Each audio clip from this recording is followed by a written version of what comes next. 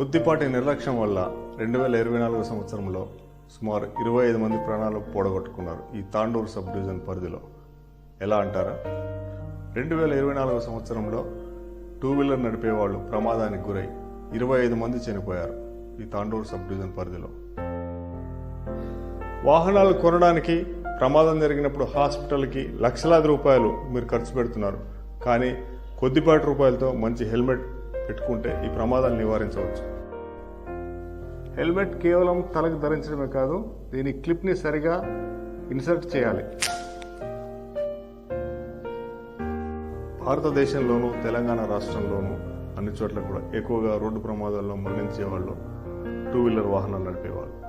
వీళ్ళు అజాగ్రత్తగా నడపడము, హెల్మెట్ ధరించకపోవడం అనే రెండు ప్రధానమైన కారణాల వల్ల ఎక్కువ మంది ప్రాణాలు కోల్పోతున్నారు. మీరు సురక్షితంగా ఉండండి, హెల్మెట్ ధరించండి, సేఫ్గా డ్రైవ్ చేయండి.